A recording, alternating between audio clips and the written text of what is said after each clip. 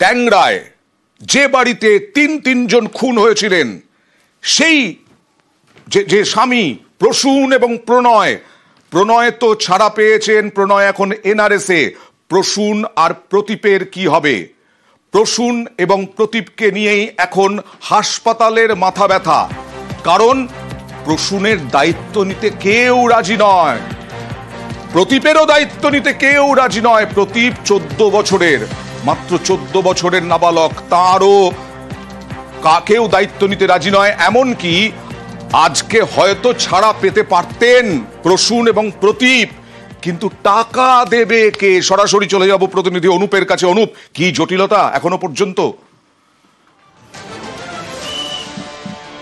যে ভাই প্রসূন এবং অন্যদিকে নাবালক, তাকে কিন্তু ছাড়া নিয়ে এখনো পর্যন্ত জটিলতা তৈরি হয়েছে। এখনো পর্যন্ত পুলিশের পক্ষ থেকে কিছুক্ষণ আগে আনন্দপুর থানার পুলিশ তারা কিন্তু একেবারে ঘটনাস্থলে আসে, এবং যেহেতু রুবি হাসপাতাল সেদিন থেকে ভর্তি আছে এবং বিল নিয়ে যেহেতু জটিলতা রয়েছে, শুধু তাই নয়, এদিকে দেখা হবে যে প্রসূন যে ভর্তি রয়েছে তার যেমন বেশ কিছু এখান থেকে এনআরএসে নিয়ে যাওয়ার যে পরিকল্পনা, সেই পরিকল্পনা পুলিশের পক্ষ থেকে।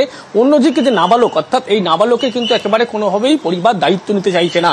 এক্ষেত্রে দায়িত্ব নিলে পুলিশের পক্ষ থেকে মনে করা হচ্ছে হোমে পাঠানো হবে। এক্ষেত্রে হোমে পাঠানো বা হলেও কিন্তু একেবারে ফিট যে সার্টিফিকেট, সেই সার্টিফিকেটের প্রয়োজন। অন্যদিকে যে দুই ভাই, এই দুই ভাইকে যে একেবারে পরবর্তী ক্ষেত্রে একজন যিনি ধারা পেয়ে বর্তমানে এনআরএসে আছেন, অন্য ভাই প্রসূন এখনো পর্যন্ত বর্তমানে তিনি এই যে হাসপাতাল বেসরকারি সেখানে ভর্তি রয়েছেন, কিন্তু এই ভর্তি যে রয়েছেন বিল নিয়ে একটি জটিলতা এবং ছাড়া নিয়ে জটিলতা। কিন্তু আমরা শনিবারই জেনেছিলাম যে হাসপাতাল, বেসরকারি হাসপাতাল, তারা বিল মকুব করে দিয়েছে সকাল 10টার সময়। তাহলে প্রসূনকে ছাড়া নিয়ে জটিলতা কি আছে এখনো? তো কিছুক্ষণ আগেই আনন্দপুর থানার পুলিশ তারা কিন্তু একেবারে বেসরকারি যে হাসপাতাল, সেই হাসপাতালে এসেছিলেন এবং এক প্রকার কথা বলে গিয়েছেন।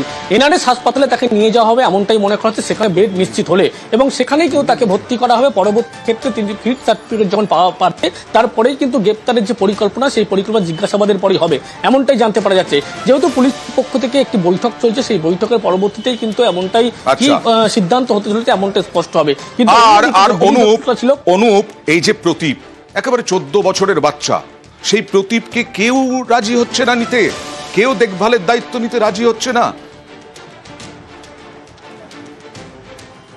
একেবারে গতকাল থেকে কিন্তু পুলিশের পক্ষ থেকে পরিবারের সঙ্গে গোটা ঘটনা নিয়ে কথা বলা হচ্ছিল, প্রসূনের শ্বশুরবাড়ির সঙ্গে কথা বলা হচ্ছিল, অন্যদিকে মামা এবং মামির সঙ্গে কথা বলা হচ্ছিল।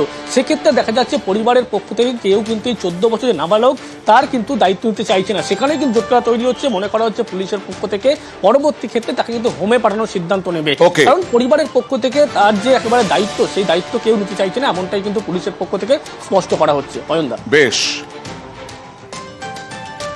আর এইভাবে কেন খুন করা হলো? আত্মহত্যার চেষ্টা যেটা বলা হচ্ছে, সেটাই বা কেন?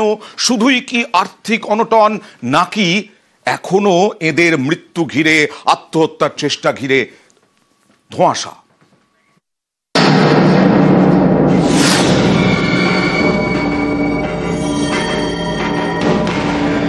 একই বাড়ির 3 ঘরে 3 জনের দেহ।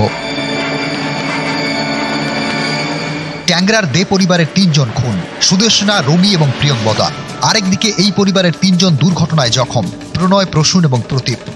অনেকেই বলছেন আর্থিক অনটনের জন্য চরম সিদ্ধান্ত নেয় দে পরিবার, কারণ তাদের ব্যবসা ঠিকমতো চলছিল না, বাজারে কয়েক কোটি টাকা ঋণ হয়ে গিয়েছিল। সত্যি কি তাই? দে পরিবারের কারখানার কর্মীরা কিন্তু অন্য কথা বলছেন।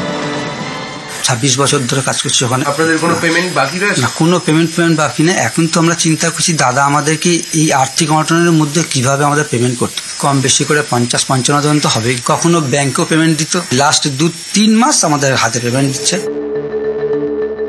ট্যাংরার দে পরিবারের চামড়ার গ্লাভস তৈরির ব্যবসা। শিল লেনে বাড়ির কাছেই কারখানা। সংস্থার নাম protective leather gloves private limited. স্থানীয়দের একাংশের দাবি 3 বছর ধরে তাদের ব্যবসা নাকি একদমই ভালো চলছিল না, তার জেরেই খুন বলে অনেকের ধারণা। কিন্তু তাই যদি হবে, তাহলে কারখানার কর্মীদের নিয়মিত বেতন দিত কিভাবে? পেমেন্ট আপনি মাসে পেতেন? না, আমাদের সপ্তাহে ঠিকঠাক টাইমে পেমেন্ট হয়ে যেত? হাতে পেমেন্ট পেতেন নাকি হাতে? কোনোদিন ব্যাংকে পান না? ভালোই কাজ হচ্ছিল, আমরা তোকে ভাবতেই পাইনি এরকম কাজ হবে। আমরা এখনো পর্যন্ত এই লাস্ট সপ্তাহেও পেমেন্ট পেয়ে গেছি।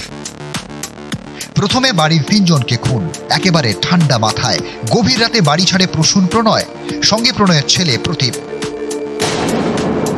ইএম বাইপাসে গাড়ি ছুটিয়ে তারা মেট্রোর পিলারে ধাক্কা মারে। প্রাথমিক তদন্তে অনুমান বাড়ির 2 বউ এবং 1 মেয়েকে খুন করে আত্মহত্যার চেষ্টা করে 2 ভাই। নিজেদের শেষ করে দিতে মেট্রোর পিলারে ধাক্কা মারে। কিন্তু কেন এমন চরম সিদ্ধান্ত, এটাই এখন বড় রহস্য। আর্থিক অনটনের তত্ত্ব উড়িয়ে দিচ্ছে না পুলিশ, কিন্তু শুধুই আর্থিক কারণে এত বড় সিদ্ধান্ত বলেও মনে করছেন না তদন্তকারীরা। কারখানার কর্মীদের কথাতেও তেমনই ইঙ্গিত। সুদীপ্ত সেন, নিউজ 18 বাংলা।